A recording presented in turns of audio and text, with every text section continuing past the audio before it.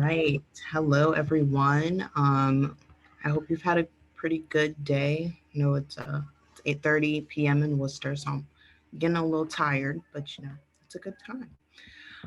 So if you don't know, I think this is the last time I'm introducing myself today, at least. But my name is Marissa, and I will be one of the moderators for today's session.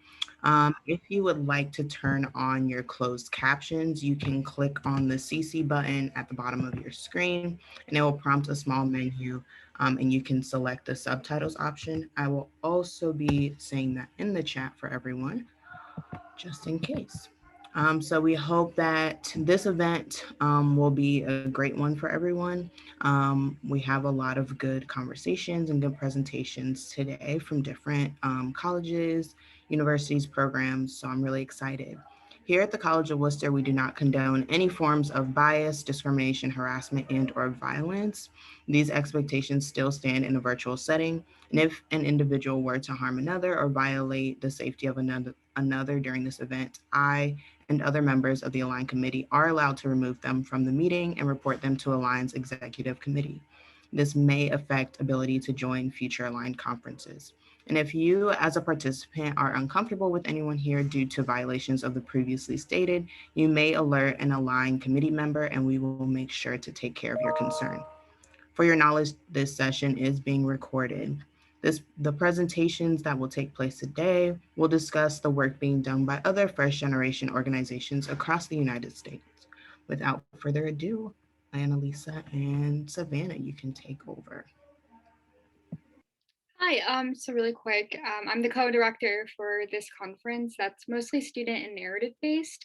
I am presenting on behalf of the College of Wooster. I use pronouns she, her, and I'll go ahead and let Savannah introduce herself real quick, and then we'll go into our presentation. Hey everyone, I'm the other co-director. I also use the pronoun she, her. I'm the FGSO president on campus, so that's why we're here today talking about some of the things that we've done, and I'm excited to hear from all of you. So we're going to do a little more informal presentation because I feel all of our conversations relate back to the College of Wooster, especially as students. So that's where we frame everything, especially for this conference.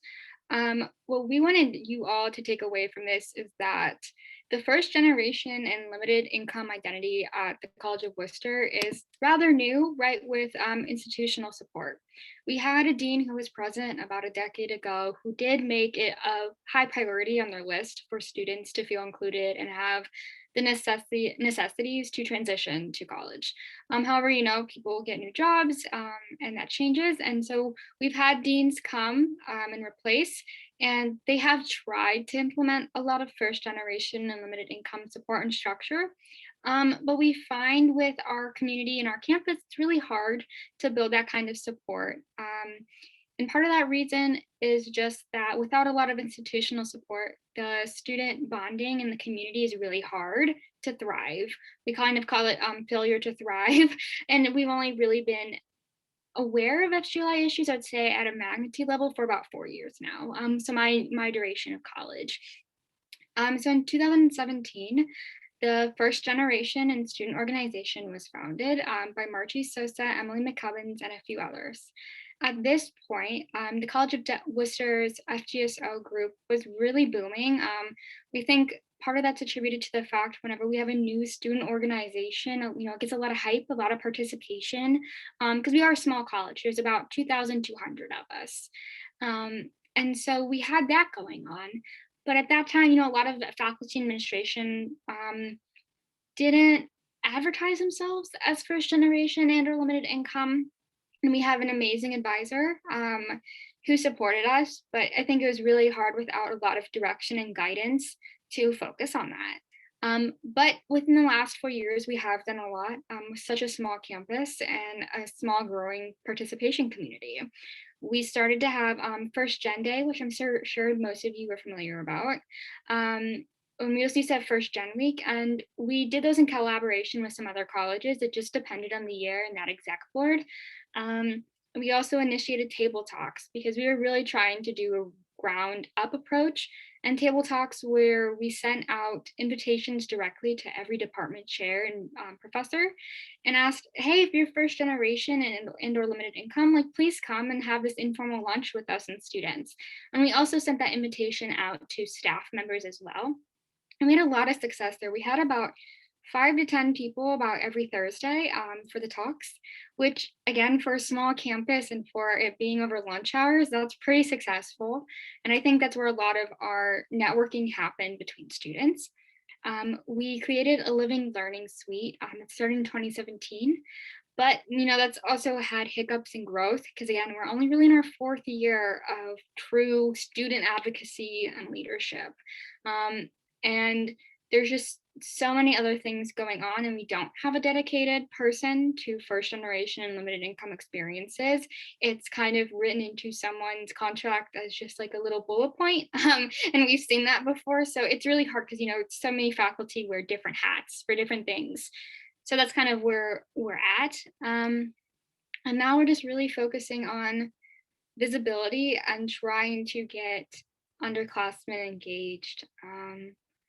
Yeah, I think it's hard because a lot of students that come to the College of Wooster don't realize that they're first generation and or limited income because that's not an identity that's talked about, going from high school, at least not from what I've experienced.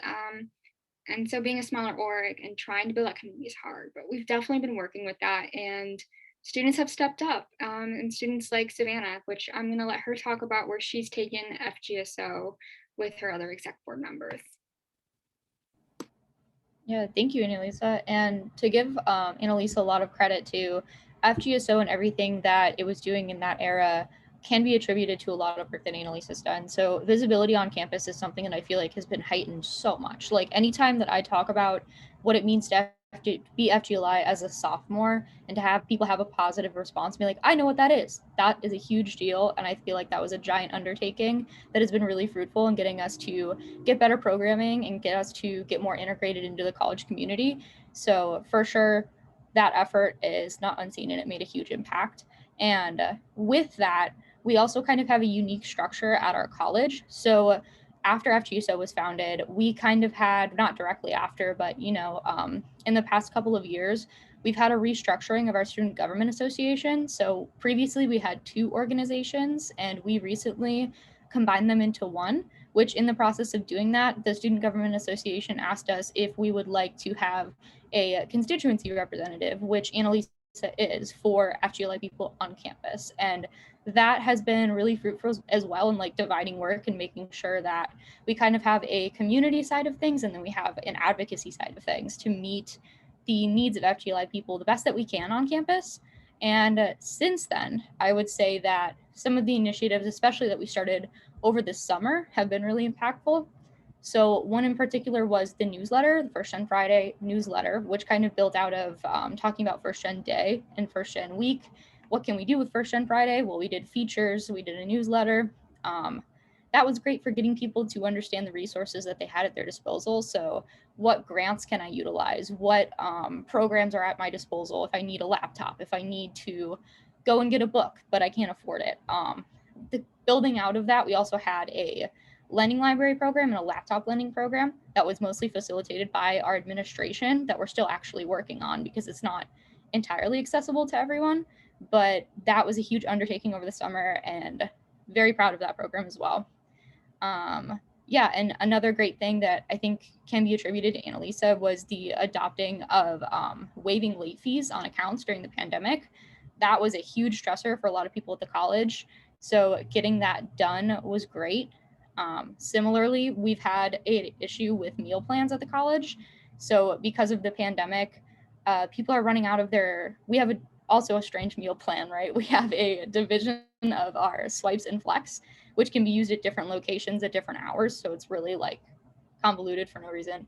But because of that, a lot of people have had issues with access to their meal plan and to food on campus, especially over breaks.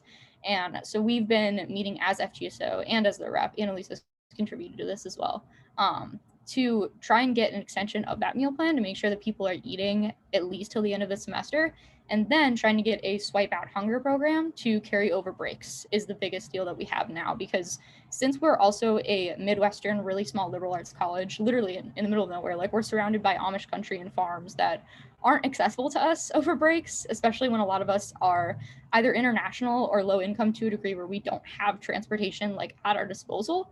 So most of the time we're stuck on campus. And due to that, we're essentially in like a built food desert, which is a really strange situation because we have all of these places to actually get fresh food around us. We have farms around us, but it's not accessible to us. So that's one of the biggest initiatives that I feel like FGSO has been working on that I'm also really proud of. We did effectively get people more meal swipes and flex till the end of the semester. The flex is still in the works because it actually is a lot more accessible to use at different locations, but we did get flex extended per week for different students. I think we talked a little bit about the FGLI suite. So something that FGSO did at its founding was talk about having a living learning suite that was actually facilitated by our administration. So we're reworking that and doing it again next year. We did it this year, but because of the pandemic, we only had 1 to 2 people in the suite, which is not ideal. Next year, we had a round of interviews and everything, so people should be put into that suite. That's been really impactful in getting people to at least interact with their RA and identify with them as first gen. So hopefully more programming will come out of that. And then for kind of things to continue over the summer that we can do asynchronously is we want to continue to do the table talks. And then we have a YouTube series in the works wherein we have people kind of talk about different things to navigate in college. So a lot of documents like How to Not Be Rich are going around. So aside from that, I think it's also useful for people to talk about their narrative experiences at their institutions. So not necessarily tied to our institution directly, but having someone sit down and kind of talk about navigating college as someone with maybe an intersectional identity or someone who didn't expect a barrier that they encountered at their institution in particular would be really helpful. I definitely saw a lot of videos before I came into my college. I was researching a bunch and I was like, what videos can I see about my college online? So it would be super helpful if we could have those pop up when people are kind of looking through what they want out of their college experience. But that has been most of our advocacy, most of our initiatives over these past semesters. Yeah, I'm really looking forward to what we're going to do next year, but that's about it.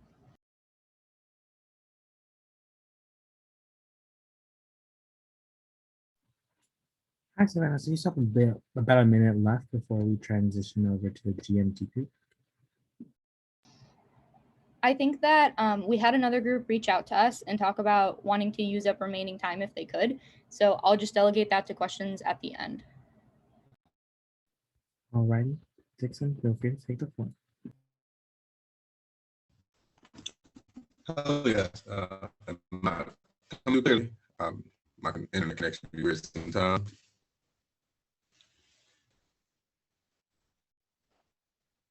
Is it somebody? Can you nod if I'm like audible? Yes. Yeah, okay. Okay. Thank you. Thank you. Yeah. Okay. So yes, I'll try to be as short as possible. My name is Gavonne Dixon. I am a author, speaker, and first gen advocate. What I aspire to do or try to do my best. I've been struggling all day trying to figure out how to go about this, the formal or informal, but I really am just passionate about the low income first generation community from experience. To describe my experience through workshops or whatever, I've used 3 words: unprepared, unprivileged, and overwhelmed.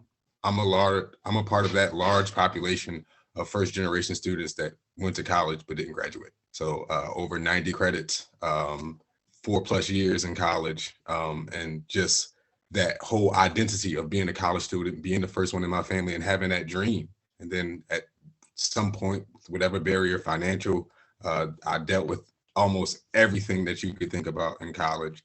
And I wasn't able to graduate. And from that, I started down this path. That's how I became aware of the identity of first generation low income.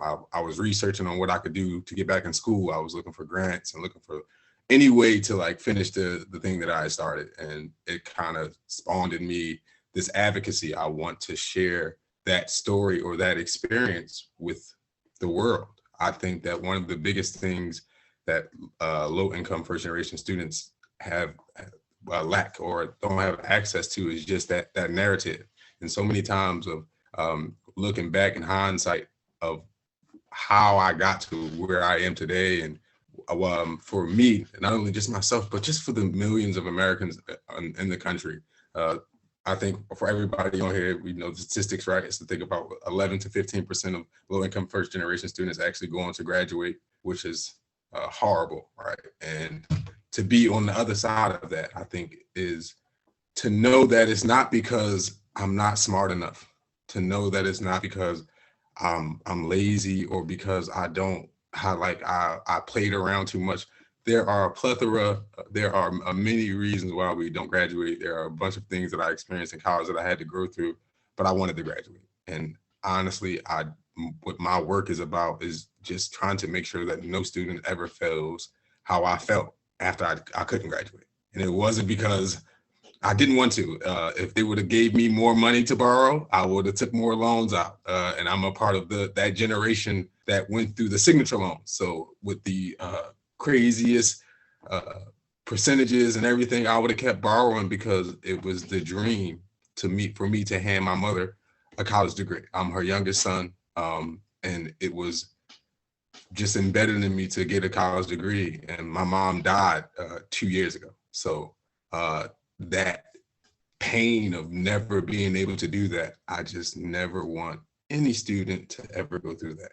And so I share my story and my experience, and I also share through different programs, workshops, or keynotes, whatever, the growth mindset and what I learned from Valencia College, and how I became even more resilient. And once I became aware of the growth mindset and what that does, and how I returned to school last year in 2019, I was able to have a 4.0 in my first semester back. And I've been able to start multiple businesses and help my wife launch and write her own book. I'm working on my own book as well, do marketing, but just the lesson. And I really, I'm not going to take up too much time. I appreciate just the opportunity.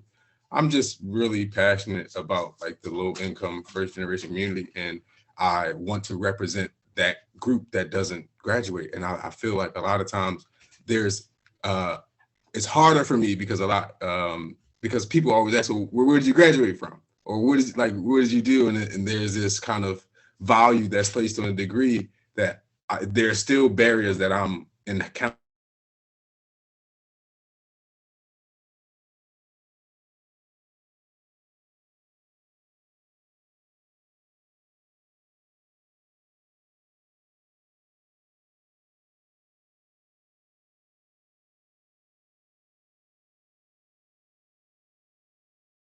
And just everything, all the work you guys do and all of it. And I'm gonna try to end it there. I just wanted to share that I'm available for keynotes. I have a website and for workshops and stuff like that. I would love to work for free if possible. I just want to advocate for first generation students. And I honestly, if I could share with you the emotion of what it feels like to try to go to college year after year, to register, to get to year 4 and say, hey, you're out of aid, you can't go.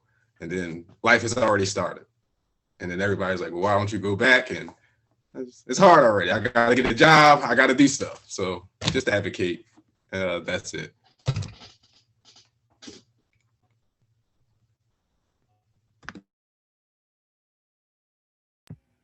Awesome. Thank you so much. That was really powerful. If anyone has any questions, you are free to ask.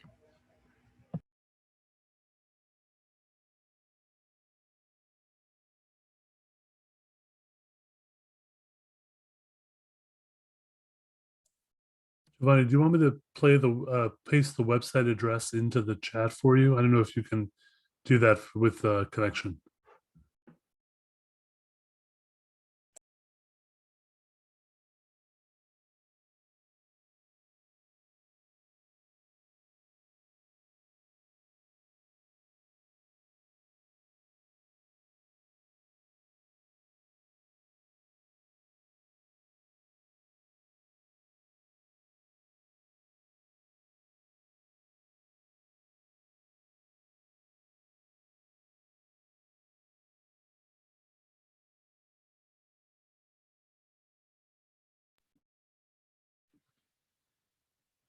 Dr. Brown and Haley Tucker, feel free to take the floor. Well, thank you for the opportunity. We had a presentation a little bit more formal, but I think I'm going to modify it based on the previous two presentations. And the reason why I'm going to do that is because we have a pretty robust program, and it's really Oh, sorry. I'm not sure how much you heard. Did you hear anything at all? I think we heard until multiple, Dr. Brown Meredith. And Okay. then cut off for a little bit. Yeah. So our program is really multifaceted. And so based on the previous two presentations, what I want to do is I want to alter the presentation that Haley and I have. So Haley, if you could actually put the infographic up, that'd be great. Yes, So yes, ma'am. what I want to do today is I want to be able to afford other institutions an opportunity to find out about how we actually developed our program, which is a really grassroots effort. My name again is Dr. Brown Meredith, and a colleague and I, we started a program called CLASP, Collaborating with Lancers for Academic Success. And the reason why this program came into fruition is because I was having students come to my office being one of very few minority professors at the university. And I have a degree in social worker. And so what they found was I was doing a lot of coaching and advising the students outside the classroom, especially for those students who are part of minoritized groups. And what I found was that they started waiting outside my door, and it just kept inundating me with work. And so I said, you know what, something has to give here. The university does not have a service that supports the needs of these students. And so my colleague and I developed this program called CLASP. And so what I want to do is I really want to share with you in terms of the goals and initiatives of this program, and kind of talk to you about all of the different collaborators that we have instituted, because this program was not a funded program by the university. It literally just became acknowledged this semester, and we were in existence for 4 years. And so everything that we poured into this program has been off the backs and shoulders of my colleague and I. And so with this particular program, we work with first generation, low income, racial and ethnic minoritized students. We also work with transfer students. The students are actually referred to us by word of mouth.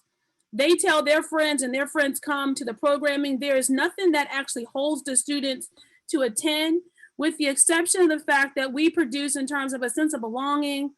We provide them with academic support, with coaching, and also with guidance. And so with our particular program, it is a program where we really empower students from multiple backgrounds, looking at in terms of their social, emotional, and academic development. So how do we do that? Haley, is it possible that you can do presenters' views so they can see the infographic and see the different program components? Yes, hold on. Can y'all see my screen right now? It's very small. Okay, here, let me zoom in a little bit. And so with our particular program, we started off initially with 5 students. And the majority of them we found were African-American males, and we had 2 females. And so from that, we have actually serviced 52 students, and all of our students at the time were on academic probation. And so right now to date, we actually have 4 students that are on probation, and we have 1 student has been suspended. We haven't lost a student yet. We just lost one here recently. And so right now we have actually increased in terms of our enrollment based on the mere fact that students are successful. And so what we found also is that as students gain the skills that they need in order for them to be successful in college, then they don't need our services anymore. And they're saying to us, okay, we don't need you anymore. We'll just come and check in when we need you, or I'll stop by your office, Dr. Brown Meredith, when I'm having problems. So it's really interesting how it's really shifted and changed. And because of that, we have actually developed additional programming, and hopefully I have time to share that with you as well. I'm gonna try to move this quickly so you can ask questions as well. So our program is multifaceted. We use in terms of an evidence-based approach to how it is that we actually scaffold our program. We use in terms of a culturally engaging campus environments model. In addition to that, also we use NACADA's core competencies as we provide in terms of practice and services.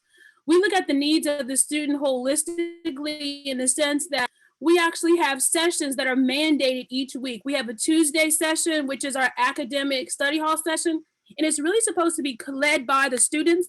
But what we have done is we have collaborated with the Writing Center. We have also collaborated with our math center, and so they actually provide us with tutors as well. And those tutors come in and help us support our students academically. I've also asked faculty and staff. Faculty and staff come in and they volunteer their hours. I have 7 minutes. Okay, so we'll move on. We have the academic coaching session that's also, which is on Thursdays. And so those coaching sessions work specific on the goals that we have outlined here. Some of the key areas that we found are problematic for students in terms of time management, note taking, how to read a textbook, general study strategies, etc. The other thing that we have, which we found that our students really need, was some form of counseling. It used to be in terms of a psychoeducational group that we did collaboratively in terms of the women with the female, but we broke it off and we found it's more successful. So we have a women's empowerment group, and we also have a men's empowerment group to the program. We partnered with the Longwood Block Alumni Association, and so through that association, each student is given a mentor. And so they actually have an alumni who is majoring in the same field of study as the student. They're paired together. And so what we do is we support the students through the mentorship program. We meet with our mentors, we train them. We have sessions every month, and they work with students on the same skills that we actually work with them on Thursdays during our academic coaching session, which is a big coaching session for all the students at one time. In addition to that, also in terms of programming, we have activities. And so we've engaged with the community. In the community, we offer in terms of yoga, we do ropes courses. We go on activities on our campus as well in terms of bicycling, etc. So we have monthly recreational activities that we provide for our students. And so what I'm hoping is that Haley can kind of talk a little bit about that. But what I want to share with you really quick is some of our collaborators and how is it that we got this program going and started. Some of the things that we did was through this association, we got endowed scholarship. And so we got a scholarship in 1 year. We also were able to use the Alumni Association to help us with a book fund, because we especially found that during the COVID times that students were having a difficult time with sustainability in terms of food and books, etc. We also work with some of the community-based organizations, local churches. And so they provide us with things like in terms of exam study packs, sending messages, positive affirmations to the students in terms of handwritten messages to the students. The other thing that I want to share with you also in terms of how we disseminate information and reach out to students, we use GroupMe. We use nudging practices to remind students of our coaching sessions and also our tutoring sessions. In addition to that, also we have a Canvas page that's set up just like a classroom. So all of our coaching sessions that we provide, all of the PowerPoints and information is disseminated on Canvas. I send them reminders, I send them scholarship information, so that Canvas shell becomes like a little classroom. So I'll let Haley really quick, because I know we only have a few more minutes, kind of talk about some of the other program components. Yeah, absolutely. So Dr. Brown Meredith touched on the main ones. So we have a weekly study hall, a coaching session, a women's empowerment group, but I also kind of want to touch on the other component we have. So we noticed a need that a lot of students were having some interpersonal issues that were getting in the way of their academic success. So Dr. Brown Meredith acquired a couple counseling interns, myself included, and we've started to do weekly counseling sessions with some of the students who may have that need, in addition to the case management just for the academic purposes. In addition to that, I just wanted to kind of reiterate what Dr. Brown Meredith said in the last few minutes we have about the campus collaborative partners. The faculty and staff on Longwood campus have been so helpful to help facilitate these programs. We have staff members and faculty members come during the study hall sessions to tutor students, and we have them come during the academic sessions to present on different skill building things. So everyone's been really wonderful and involved on campus. But of course, we also do more outreach with the program as well. So recently we did an event with JCPenney where JCPenney was kind enough to invite our students to come to their store and actually taught them about professionalism, prepared students for interviews by showing them the attire they would need. So for the men, they got to go to the men's section and pick out a suit to wear to interviews they have coming up. And for the women, we went through and showed them, how they need to do their hair, what's professional makeup, and then provided them the opportunity to shop for professional clothing at a discount because we do work with students from a lower socioeconomic status. So in addition to resources on campus, we also have external partners that have been really involved and want to support these students to see them matriculate throughout the university. Okay. So we literally have 2 minutes. And so I'm hoping that we can spend this time with any questions and so we can answer those for you.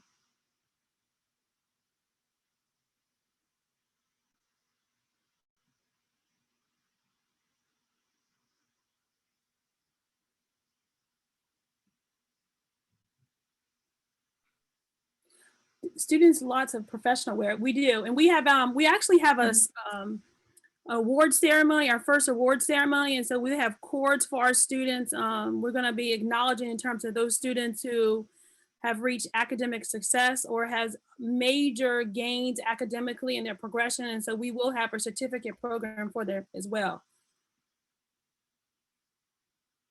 So in terms of the advising model that we use in terms of intrusive advising for our students and also proactive advising. And so a lot of the faculty and staff that actually work, I actually train them on the practices in terms of how to go about navigating it with our students. I think someone had a question. Christopher, do you have a question? Yeah, I was just wondering what the funding model for this looks like moving forward. Because I know at Georgetown University, the Georgetown Scholars Program that I was a part of would also had a similar had a similar like community, not community closet program, but it actually like took us to Loft and Joseph A. Bank to like pick out professional attire. For many of us, it was our first time. And the question there was like, oh yeah, the money is coming from like lots of like alumni donors. Is that the case at Longwood as well? So when we talked about in terms of the JCPenney Student Up event, we asked the students to kind of start to think about saving. They knew about this a year in advance. And so what happened was their mentors met them there and they helped them with the shopping component. And we had a whole month-long series in terms of skills that they may need to acquire to prepare themselves for an internship and or for career. But the students were the ones who were actually responsible for the purchasing of their personal items. However, when it came to in terms of like, we took them out to lunch afterwards, went bowling and we went to eat. That was through a grant that I actually wrote for, a parent council grant. And so those funds were supporting in terms of the transportation to get the students to the JCPenney's mall and also for food. And we also purchased in terms of t-shirts. And so we had the students make a t-shirt that said First Gen in our class programming. So that's kind of where those funds came from. Gotcha. Thank you. Yeah, You're that was a welcome. great question.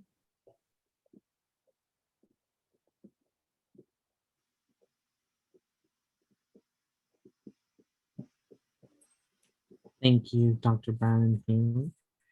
We'll let Daniel Barkowitz take the floor.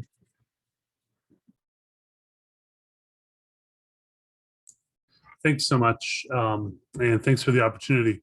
So I'm coming at this from a slightly different perspective.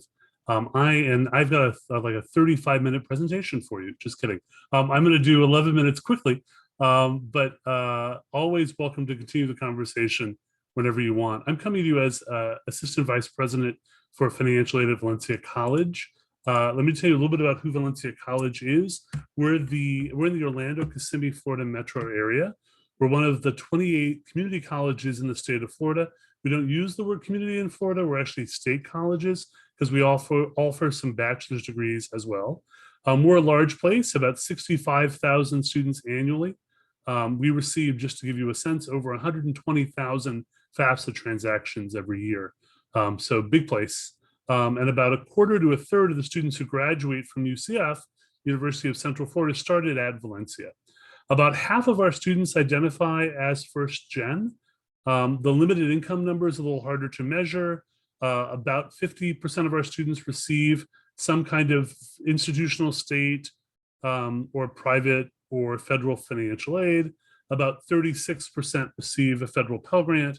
And if you know the Aspen Prize is a national recognition for innovative community colleges. We were the first prize winner of the Aspen Prize when it began and recognized as one of the most innovative community colleges in the country. So I'm here to talk about the barriers, and I'm really interested to hear from you. And one of the things I hope to do, even if it's not in the 11 minutes I have, but after today, is to hear from you about the barriers you're seeing. Some of the barriers we know and we're working on are things like establishing residency. We know that sometimes, especially if you come to Florida, you leave your parents behind, but you're living with a grandparent or you're living with a sibling, that the residency process can be overwhelming for students. And especially in Florida, that difference between in-state and out-of-state tuition can be huge and can be a financial burden for students who can't document that. We also know in the financial aid system that there are issues of verification. Verification is a terrifying process, and we see a lot of students melt out because the process asks for more and more paperwork. And so trying to work to streamline that, to make it better for students who are in unusual circumstances. I actually debated doing just a case study on independent students, because I think the whole concept, I'm sure every one of you who's a student feels like you're an independent student, except when it comes for financial aid. And so this whole concept of how financial aid defines dependency status, I think, is an area worth exploring from a barrier perspective. Annalise said earlier in a session, she talked about reliving trauma. And I had actually typed that in the session notes for today. We asked students through the financial aid process to prove they're poor again and again and again, and to relive their trauma, to tell us about to redisclose the things that are difficult, and sometimes annually. And is there a way for us to make that more streamlined for students? I don't want to forget our undocumented students. We know that there are so many barriers in the way. And politically right now, it's very tough. Florida's trying to take away, some legislators in the state of Florida, to take away the in-state tuition exemption for undocumented students. And that would be a major, major loss for our undocumented students if that were to succeed. We know Bright Futures is, it's the Florida merit-based scholarship. The challenge is Florida spends a bunch of its money statewide on merit as opposed to on need, which is really where the money should go. And so, there's challenges there. So what are we doing? So I could spend a lot of time talking about our Bridges to Success program. So that is our summer transition program for students who identify and who need some support as new to college, or in what would be defined as previously at-risk populations. That program information is there. I would also say we have a wonderful Brothers to Brothers program, which is a male mentoring program. And there's information about that there. We do a really neat thing in our institution. We've got one of the strongest financial literacy programs in the country. It's been written about nationally. We actually use work study wages to pay our financial learning ambassadors. It's a peer-to-peer program where students are trained and become peer ambassadors and run programs for fellow students and are in classrooms with faculty members. Some of the other things we did this year, and especially this year, is we found and sourced emergency grants because we knew we didn't want to leave our undocumented and eligible students alone through the HERF process. So we found funding support for them as well. And we've been moving more and more of our service options online. Most of our students were face-to-face before the pandemic. We have a sense that students really like and want that virtual opportunity to connect in to get their business done. And so we actually have Zoom centers that are online, extended hours for students to dial in rather than have to walk into a center to get their school business done. And we are looking at our processes very carefully with an eye towards structural issues. So when a student asks for a professional judgment, to have themselves declared independent, or to look at, earlier Annalise pointed out the SWIFT forms pieces. We even want to make it easier than that. Is there a way for us to break down barriers? And in fact, Tuesday, I'm having a several hour-long conversation and training with staff to really pull down the barriers around professional judgment. And we've been looking at our data. And one of the things I would recommend to institutions on the call, if you haven't done this before, is partner with Trellis. Trellis is a fantastic company that does free surveys of your students in the area of financial wellness. And they allow you to match your data against other institutions. They do 2 surveys each year. This is an interesting example of a company that took what was bad and went good. Trellis is the former TG student loan guarantor. They made all their money off of students in terms of doing student loan guarantors. And they're now turning that into a really wonderful financial literacy platform. And I'm also going to show you some disaggregated data, but let's start with the Trellis information. Here's an example of the most recent Trellis financial wellness piece. And we got a whole, like a 70-page survey result, but I wanted to highlight a couple of things that came out of the survey that we did specifically of students at Valencia. You'll see 56% of our students have run out of money 3 or more times in the past year. You'll see, over half of our students show signs of housing insecurity.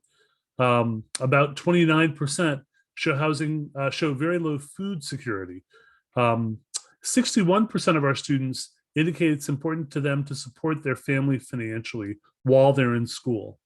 And you can see that 71% of our students show their family finances have worsened since before the COVID-19 pandemic. We take these measures very seriously, and for us, they help us shape and inform our policy, but it's always important to measure sort of where our students are as well.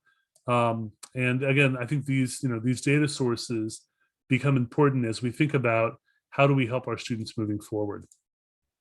So I will sort of share a little bit about disaggregated data, and if I had more time, we'd delve more deeply into these. But one of the other things we look at is looking particularly at race ethnicity. We're a Hispanic serving institution, so you can see that our largest, on the left side, you see the race ethnicity of our enrolled Valencia students.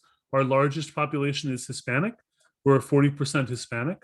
On the right, you see the race ethnicity of our FAFSA filers.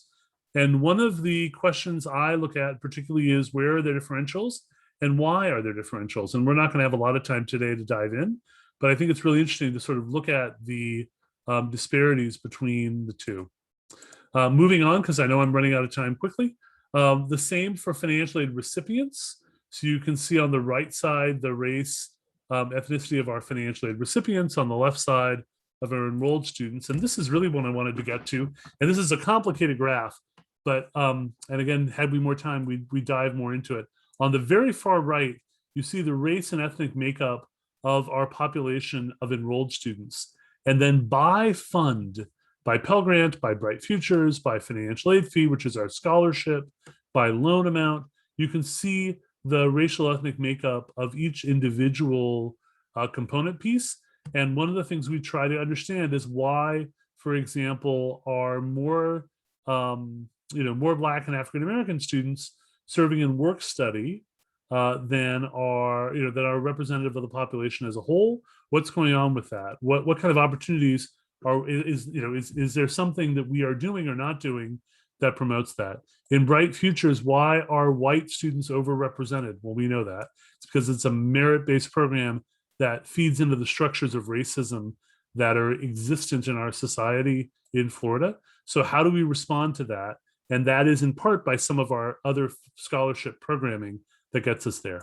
So with all of that said, here's my big ask. And again, had we more time, I share with some of you, I've been approached and have been asked to serve as a member of NACAC and NASFA's Committee on Racial Equity in Admissions and Financial Aid. This is going to be a national task force looking at issues of admissions and financial aid and trying to make recommendations about racial equity. I would love to hear from you all about your lived experience. I am not a first generation student. I'm a continuing student. My parents were first generation. And I don't know your experience, but I've really enjoyed the opportunity of listening to you over the last several days and learning more and more. Please feel free to reach out to me to share your experience so I can be representative of your voice in that space. So with that, I will end my presentation. And I think I may have like 1 minute left, Cesar, if that. Yes, you are all good on time. Good. Any comments or questions that I can answer?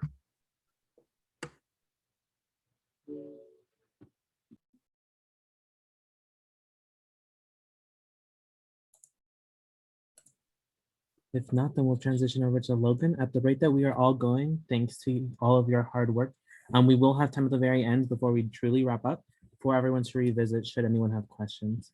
Logan, feel free to take the floor. Hey, good evening, everyone. I say good evening, but maybe it's not evening where you are. It is such a pleasure to be here, and I guess I'd just like to begin by saying thank you to all of you who have spoken already. I really think that coming together in forums like this in the first gen community is so important, and I feel like I'm learning a lot. And truth be told, I'm mainly here because I wanted to hear what all of you had to say. So my presentation is very informal, just to sort of give you a sense of what being first generation low income looks like, what my organization's work does.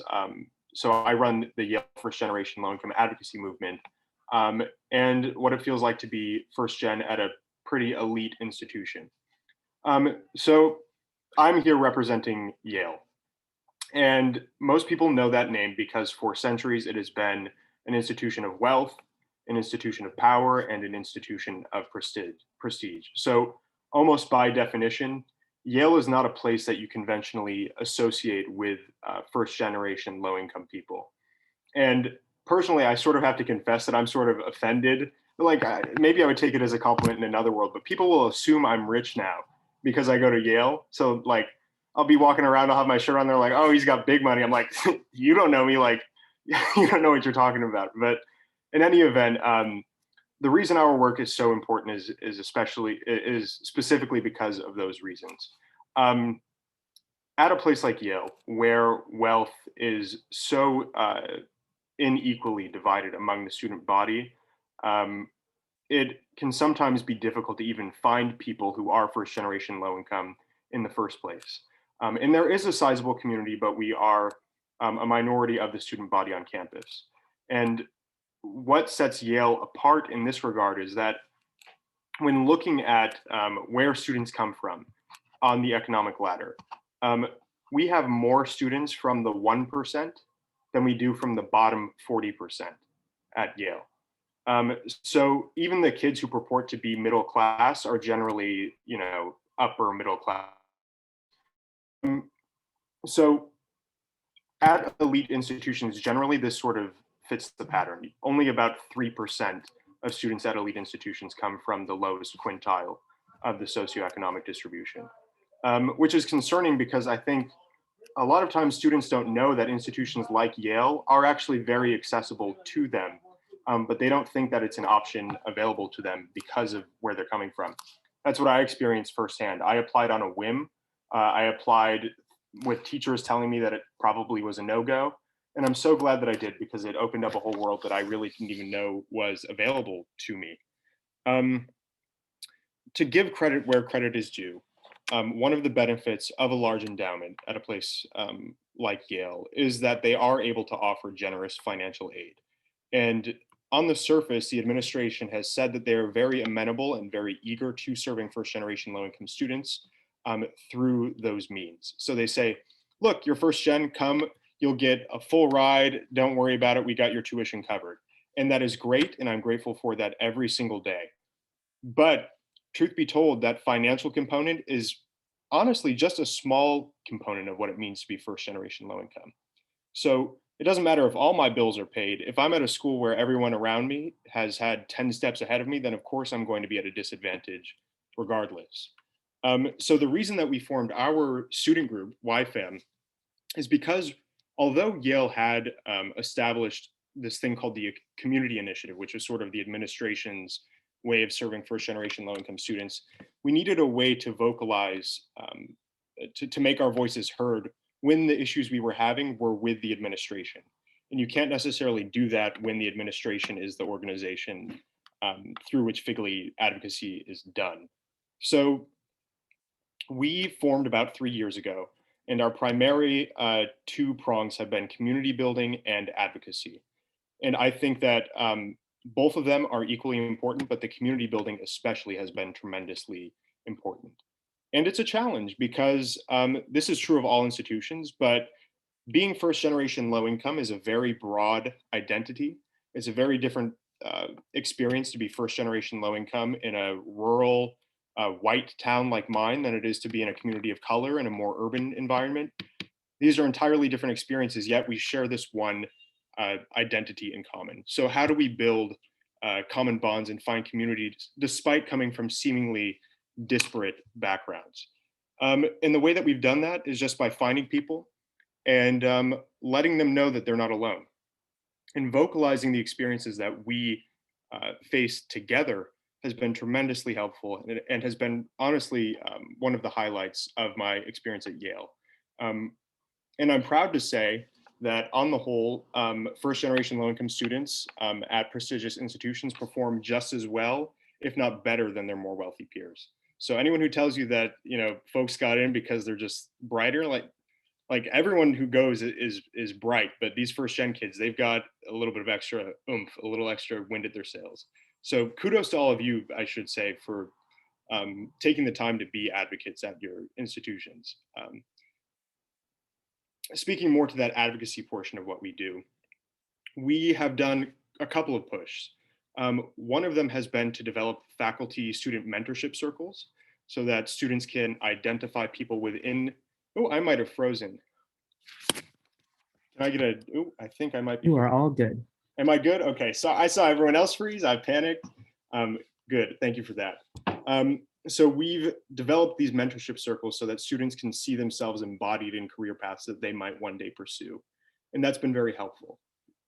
We've also addressed some of the short sights that the administration has had in catering to first generation low-income populations. One example is at the beginning of our school year, the dining halls are not yet operating. There's like a time where you're moving in, and the administration thought, oh, that's fine, like they'll cater local businesses. And the first gen low income kids were like sitting around like, okay, what are we going to do? I had a student ask me if there were nearby soup kitchens.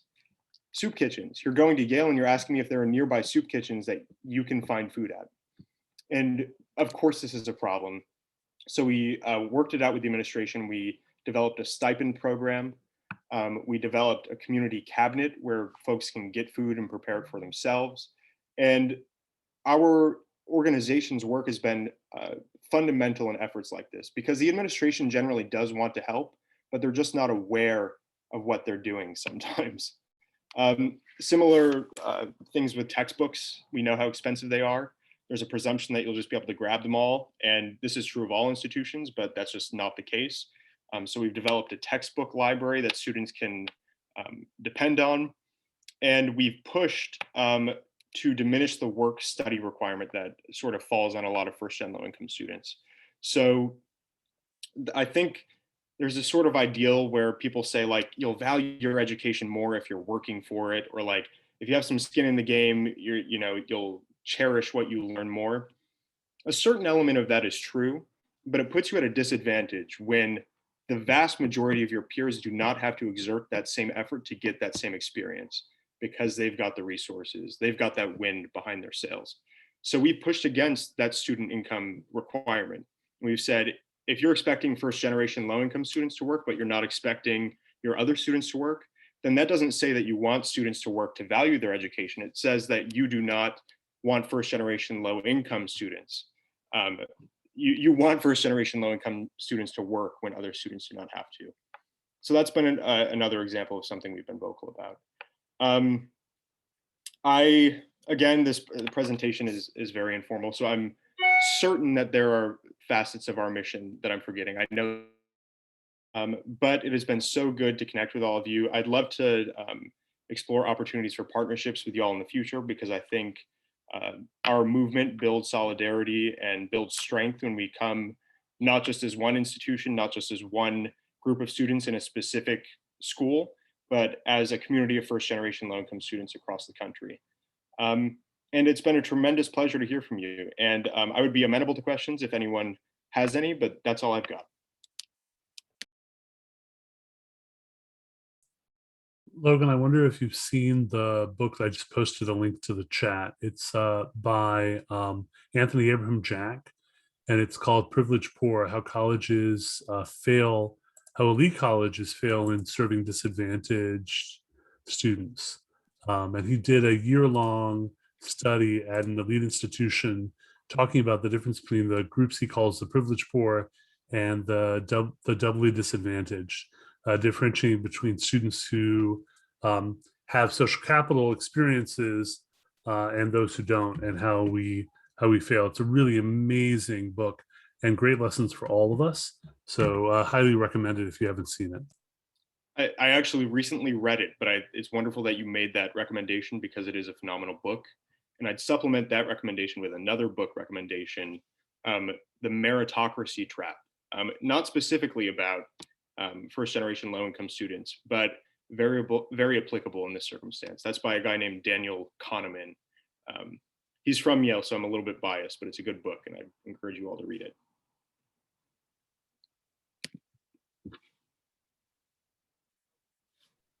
So you actually have about 1:30 left, Logan. So if you want to take one more question.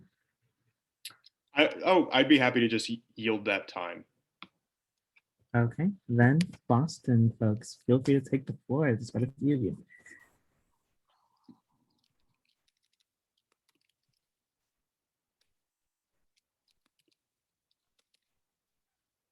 Can everybody see my screen? Yes. Perfect. You're all good.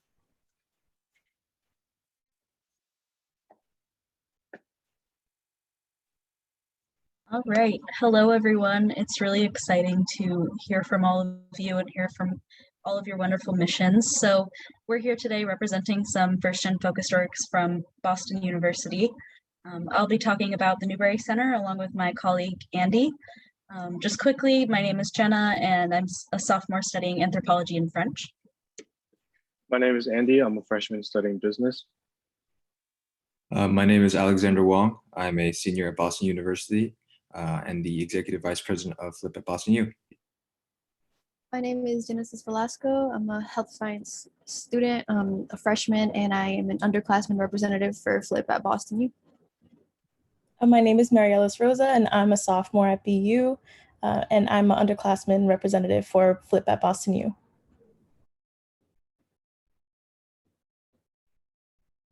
All right, so just to give you some background, since obviously you don't go to BU, the Newberry Center was recently established. It was dedicated in October of 2020 to honor the Newberry College, which was unfortunately closed after 57 years in spring of 2019.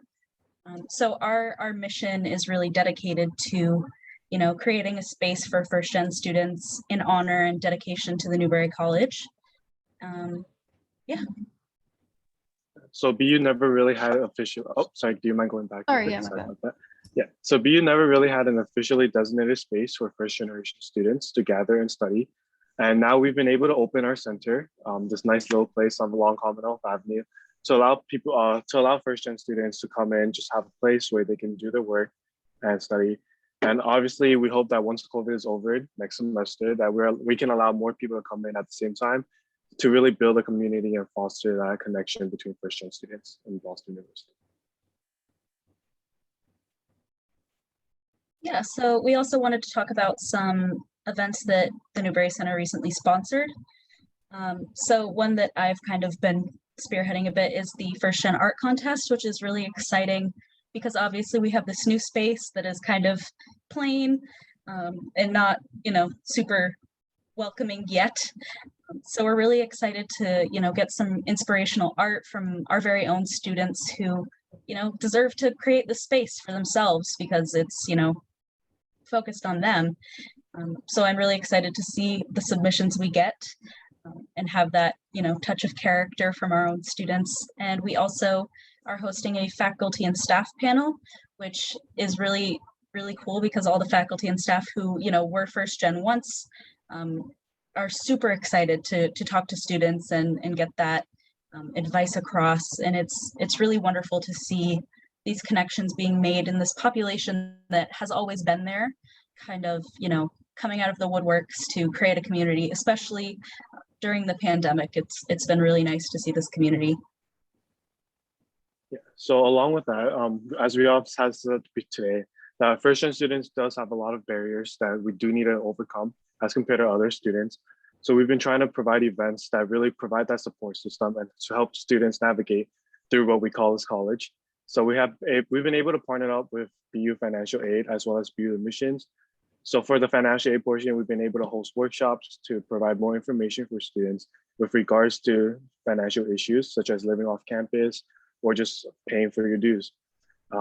So next week, we'd actually been partnering up with BU Admissions to host a panel so that the class of 2025 can actually have a group of people to talk to about their college experience. And I think that insight from people who've obviously been in their shoes would be really helpful. And we're really excited to host that next week. And another thing we've been working on is the Tribe Alpha Society, which is an honor society dedicated for first-gen students, established in 2018. And we've been trying to get that up so that we can celebrate and honor all the achievements that first-gen students and faculty have been able to achieve in the year. And now we'll be introducing the other organization in Boston University, which is FLIP. Thanks, Andy. So in this portion of the presentation, we'll be talking about FLIP at Boston U. So who we are. FLIP at Boston U is an organization dedicated to creating an environment conducive to the success of both first-generation students and first-generation low-income students. In order to do this, we have 3 initiatives. The first of which is to build a community of these students. So acting as a support system, they can interact, they can share stories, share solutions. Second, we want to create resources and work for these students based on their needs. And third, we want to advocate on their behalf and implement institutional change with the help of the administration. Now, FLIP at Boston U is part of a larger organization called FLIP National, and they have 7 target areas that they wish to solve: food insecurity, student homelessness, academic development, student wellness and community building, financial support, professional development, and awareness and visibility. Many of this may seem very familiar to some of you or all of you. And FLIP at Boston U shares these values and hope to mitigate and solve these issues on our campus. So I'll pass it on to Mary Ellis and Genesis, who will be talking about the events we've been doing. I guess just to give you some insight on the kind of events we've hosted so far, First Gen Fridays are kind of virtual events that we hold online that we kind of just play online games just to cultivate a space where we can just get to know each other and connect to other FGLI identifying students and our allies so that we're not just an organization, but a community. And we've also hosted, just to give you a little insight of what our first general meeting looked like, we kind of hosted this, I guess you can say a community conversation where we kind of open dialogue about what it's like being a first gen student or what it's like being a first gen low income student, where we were able to kind of share our own narrative in a welcoming and kind of a safe space where we can be understood. And by doing this, we've been able to identify what members want to see from us as an organization and kind of gauging what their struggles are instead of kind of just, I guess, assuming what they are. And by doing that, we've been able to speak about, I guess, how to handle healthcare or how to handle housing forms at BU or how to read financial aid and tax documents. We've also been able to connect them to our knowledge of resources that we can provide as a club and resources that exist outside of Boston University, which we list within a living document that's shared with everyone in the club. And I'll pass it on to Genesis. Thank you. So coinciding with our target areas, we really do want to focus on, career development. So during our general meetings and our weekly newsletters, we do try to talk about different events and opportunities that occur on campus as well as in the greater Boston area. So an example is like the Yaki nonprofit internship program that we have. And we talk about different events such as career fairs and how to launch your career, especially for our seniors, especially with the way that the job market is due to the pandemic. As Mary Ellis mentioned, we do have this document that lists a bunch of resources for first gen low income students that is ongoing, meaning as we find more resources or as we learn more about the needs of our students and members, then we continue to add some. But notable examples, for instance, for food insecurity, we have a meal share program where students with leftover meal swipes can actually donate some of these to students that are in need. Our College of Education has a food pantry. For housing insecurity, academic development, we have resources that are offered at BU as well as in the greater Boston area. We talk about our Educational Resource Center, just a whole bunch of different things that again target the target areas that we mentioned and that our members have told us and that we as first gen students have noticed that there is a need for. So we just put all of these in a document just to make sure it's easily accessible for our members. Right, and closing remarks. I think it's fantastic to see that Boston University is looking to elevate the first gen experience. The Newbery Center being a space focusing on first gen students, having our own separate events, as well as having collaboration events between the center and Flip at Boston U. And although we're both relatively new organizations, we're looking to work harder and work together to kind of tackle these issues on our campus. And we look forward to connecting with some of you.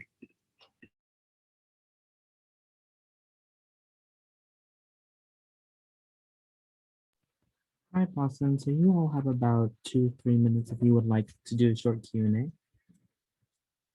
Yeah, if anyone has any questions, feel free. If not, we can, the next university question as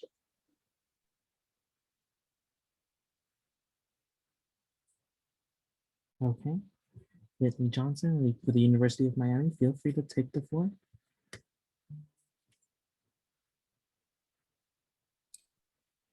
Great, thank you. I don't see that I've been made a co-host yet. I would need to share screen if possible.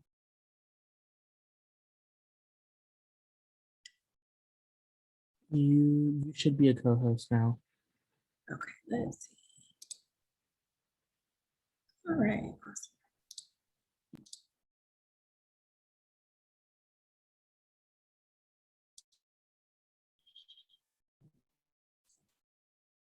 All right, well, good evening, everyone. My name is Whitley Johnson, and I have the pleasure of serving as the Director for Empower Me First at the University of Miami in Miami, Florida. So a common question is are we in Florida or Ohio? So I put that there for everybody's reference. And so at the University of Miami, we have about 1,500 undergraduate students currently this year who identify as first generation. So our office specifically works with undergraduate students, but we do recognize that we have first gen graduate students, and we also have first gen professional students in our medical school and law school, and we do collaborate with them on programs as well. But Empower Me First primarily serves undergraduate students at the U. So we host in the Office of Academic Enhancement, which serves a variety of underrepresented and limited income students. So some who may identify as high achieving, veteran, first generation, who may be a part of our residential community, commuter student, transfer, first-time freshmen. So a lot of identities built within that. And we provide mentoring to students who fall under either one or multiple of these overlapping areas of our office, and Empower Me First being one of those areas. So overarchingly, we provide support to students in a variety of ways. The main ones of which you see on the screen. So supplemental advising, so students have their academic advisor in their school or college, and then they also have myself and a graduate assistant as supplemental advisors. So while the academic advisors may concentrate on 4-year plan courses, and there very well may be some other conversations taking place as well, I'm able to provide a little bit more resource referral, talk to students about their holistic experience, both inside and outside the classroom, and also to provide some troubleshooting where that may need to take place, serving as a liaison to financial aid to get questions answered. Sometimes that also looks like not necessarily a student having a challenge, but having an interest and wondering where to go on campus to get started. So there's resource referral that comes with that. And then one of our premier programs as a part of our programmatic outreach is our mentoring program, which I'll talk a little bit more about shortly, but that's where we pair our first gen students, regardless of classification at the university, with a faculty or staff member. And the faculty or staff member does not have to identify as first gen to serve in that program. So a little bit about the programmatic outreach that we do. So much of it is academic success, co-curricular involvement with collaborating with our campus partners. Some of our signature programs include what we call Empowered to Be First. So with that program, we feature faculty and staff at the university who identify as first generation. Sometimes our senior level administrators as well. So for instance, our provost is a first gen college graduate and has come speak at programs, folks from the medical school, the law school. We have folks who interact with the mentoring program who come and support that, who are on our Marine campus. As well. So that is one program where I will say the community shows up, not just first gen identifying folks, whether it be professional, graduate, or students. So that's super awesome for us. And then we do a lot of prospective student outreach as well. So here recently, what that has looked like with our new ambassador program is rather than just welcoming students who have been admitted, maybe haven't made a decision yet, some who have committed to the university, we held a student panel for them. So to hear a little bit less from me, but to hear more from first gen peers who are currently here and what their student experience is like, to provide that insight for students who have applied and been admitted. And we found that to be very successful. Even just having done it, we got a lot of positive feedback about that and provided a platform for students to follow up with us for appointments, to get questions answered, whether that was with myself, our undergraduate admissions rep, or any of our student ambassadors who served on the panel, which was also inclusive of a first gen student who is an ambassador with undergraduate admissions as well. So to go back to our mentoring program, this is a signature initiative that we have. And so it's free for all first gen undergraduate students. We do have graduate students sometimes who ask to participate as mentees or even mentors. And we definitely accommodate those as we're able. We've never had to turn a student away. If anything, we have more mentors than students who apply. And so mentors and mentees apply. And in the past, we've been able to provide them with 5 different rankings. So hometown, gender expression, race or ethnicity, major or career field. And we separate major and career field because we have some folks who work at the institution and maybe they work in higher ed now, but that wasn't always their career path. And so we provide a space for folks to be able to tell us that so that we can match students and professionals accordingly. As the program has gotten larger, it's a bit harder to do that and to give students and faculty and staff their top 2 preferences, which was, how we were able to accommodate that in the past. But they meet twice per month. Pre-COVID in person, but since COVID, we encourage twice per month virtually, but we acknowledge that they may once per month may be more feasible for right now because we know folks are kind of zoomed out. And we also accommodate a bonding activity, whether that's on campus or off campus. So we acknowledge that some of our first gen students don't identify as limited income students. Doesn't mean that they don't still go through some of the first gen challenges, but we have a population of students who do. And while many of our students are local to Miami or are from Miami, that doesn't mean that they have the resources to kind of take advantage of what the city of Miami has to offer. So we strategically offer a bonding trip each year that kind of takes them off campus to explore the culture that the city has to offer.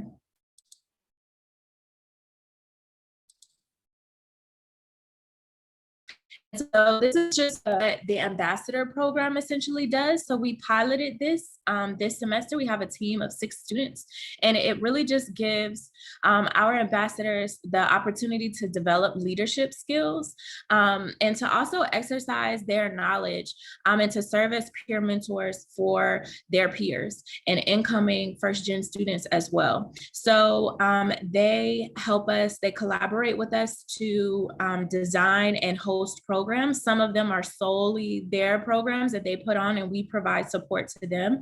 And others are co-facilitated with myself and our Empower Me First graduate assistant. And then they also serve as peer mentors where they may hold office hours with students as well. And this is who they are. So an array of seniors, sophomores, we have spring admitted students at University of Miami as well. So some of our ambassadors are spring admits, transfer students, and commuter, which is helpful because we recognize that at the U, we have a lot of different student experiences. And so we like to have ambassadors that can speak to those. So not all of our students are traditional in the sense, or traditional in age, where you're coming straight from high school to college. Some are married and have children. Some are single parents, just a variety of things. And so a variety of identities and life experiences. And so our ambassadors are able to speak to a lot of those. And I see a question in the chat, how big is the mentoring program right now? The mentoring program is 114. Yes, 114 total. And so this is the first year that we took a cohort of students in the spring. So typically the mentoring program, we have spring and fall, or we have the program starts in fall and lasts for the year. And this is our contact information. I'll give you all a chance to screenshot, and then I'll do away with this so I can kind of see folks and answer questions. But okay, 2 minutes left. And so to go back to that. So when a student applies for the mentoring program, it is typically for the year, fall to spring. But just kind of given all that went on this year with the pandemic, we allowed students who entered in the spring and students who entered in the fall or were continuing to apply again in the spring to have a mentor. And again, we didn't have to turn any students away. Even students who applied late or kind of were navigating challenges later in the semester, we asked, hey, would you like a mentor? And we reached out to folks to see how we could accommodate them. Just given some of the things that they were experiencing, we thought they could benefit, and kind of made those connections for them if they were interested. So happy to answer any questions you all have. And shout out to Crystal, who is on the event tonight. She's the co-founder of First Gen U. So I appreciate her for being here tonight.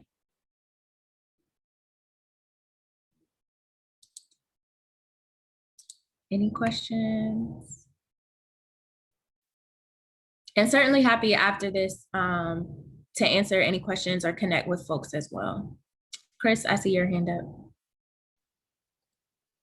Thanks for the presentation, Whitley. My question is similar to the question I had for Logan, which I will track down later to ask the same thing, which is how did you get buy-in for your mentorship program? Because 100+ people, does that mean 100+ faculty and staff and maybe some grad student mentors, or are they doubling up? So that's total. So our first year that we piloted was actually the year of Hurricane Irma. So it was fall 17, spring 18. So that totally ruined the full year that we wanted to pilot. So we piloted in spring, and that year we had 24 mentors and 32 mentees. So we had a couple of people doubled up. The next year we had 66 pairs. So, and then this year it's been a little wonky because we've had some folks who couldn't continue, but everyone is still, so it's 70, yes, is it 72? I'm sorry, I was late. My math is probably incorrect, but it's 114. It's 114 folks. And so since that first semester, we tried to stick with a one-to-one pair. We do have people who request two, but we try to stick to one to not overwhelm folks and to also give students a variety of experiences. And they don't have to keep the same mentor each year. So the goal is to help them build cultural capital, both on and off campus. And so we encourage them like, hey, if you want to continue with the same mentor, that's fine, but know that, you know, this is your community. You can tap into folks and ask for help, assistance, guidance, thoughts, opinions across the network, even if that person is not formally assigned to you. So that is the one program that involves folks across all the campuses, the Marine campus, the law school, the main campus. So I think it's pretty dope, and we're only 4 years old. Yeah, even, I mean, 60 something, 70 something pairs is incredible. And that delta is also pretty incredible. So I'd love to talk to you even more like offline about how you got that buy-in. Mei Lee, I hope I'm pronouncing your name right. That I see your comment. Yes, so, and we do get a lot of STEM. So I'm glad you brought that up. We get a lot of STEM students and we don't get a lot of STEM faculty staff. So that is one thing with recruitment and advertising that we're gonna have to push a little bit more and be a little bit more intentional about. We do have a lot of folks from the med school and we have a lot of students who are pre-med, but some of the other sciences for students who may not necessarily want to go to law school or med school, and even some who do, the demand of the students who are looking for that specific mentor and those who sign up to participate, there's a gap there. So thank you for posting that in the chat. Thank you so much to all of our presenters. So we'll leave the next like 5 minutes or so if anyone wants to ask questions of any of our presenters that we had, and then we'll close out around 9:58.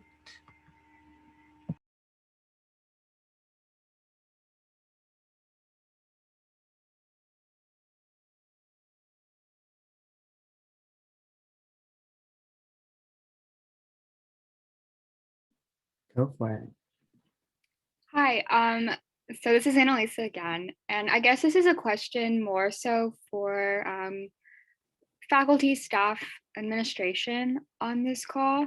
You know, Worcester's has not been shy about sharing the fact that unfortunately we have a lot of advocates, but they don't have a lot of time to give to create programs like this all across the board. So I guess for staff and faculty administration on here, like what keeps you going, and is this a role that you serve only? I know like we're cross board, so some people have this role specifically, or others, you know, are a professor and create things. I guess what have you found that has allowed you to be so successful in this position that you guys occupy? Because we're trying to figure that out at Worcester. We don't have a direct person. Yeah. So for myself, I am actually a faculty member at Longwood University, and I actually teach in the social work program. I'm not a member of any one of these identities except for the fact that I'm a minority person. But the students that I work with them because of the need and the desire. And I want students in my community to be successful academically, understanding that an education leads to equality and equity. And also it's one thing that no one can ever take away from you. So it's very liberating. So that's why I do it. What actually keeps me involved and enmeshed in the program is the success of the students and the outcomes. You know, when they scream down the hall, Dr. Brown Meredith, I got an A on that, or you know what, that paper really, you know, you and I were arguing about it, but it really did work out well. You were absolutely right. those are the reasons why, or the students who text me to say, I appreciate you, that they call me in terms of their second mom or mom on campus. And so that actually was what keeps me grounded and centered. If it wasn't for the program that I run, I don't think I'd be at the university anymore. I would have probably left and done something differently. The program is what sustains me there. I did actually go meet with the provost and the dean, and I held their feet to the fire, and I asked them for a course release because I showed them the stats. And so I think Daniel earlier talked about the statistics in terms of success of programming.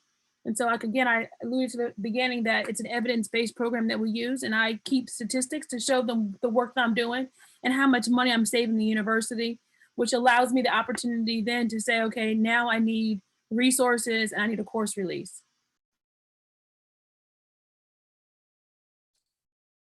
And Chris, to answer your question, for me, it's the students. So we're understaffed in a sense that there are 1,500 students and I'm one professional staff member. And I don't undercut my graduate assistant by any means, but there's not a team of folks, or at the U, Empower Me First is not a center. But it operates as far as the services that we offer as a center. So while all the students, all 1,500 aren't flooding for advising, some students come in and they want to talk, some email. And I think seeing that students want to talk, they want the support. And there are, as more folks find out about Empower Me First across campus, the fact that folks want to serve as a mentor, that I'm getting emails to say, hey, how can I be involved? Can we sit and have a conversation so that we can figure something out because I'm not sure. The fact that folks are interested in how they can make first gen awareness and a celebratory culture a part of their division. And that's been my goal, to build that. So this is not a Empower Me First, so similar to diversity and inclusion work, right? This is not a one office, a one person, a one staff team's job. Everyone should be aware, everyone should be celebrating. And I think within, especially the mentoring program, that's the most contagious thing that we have, where it's spreading by word of mouth. It's not even just in the university advertisement, but for me, it's the students. Having folks like Crystal and other people who graduate and ask and email me to say, hey, how can I help? Or who reach back because maybe they didn't go to grad school right away, to say, I need to talk if you have some time because I need to figure out what school to choose, or I'm not really sure what I'm looking at in these financial aid letters, and I didn't know what assistantship meant. Could we talk about it? So for me, it's the students.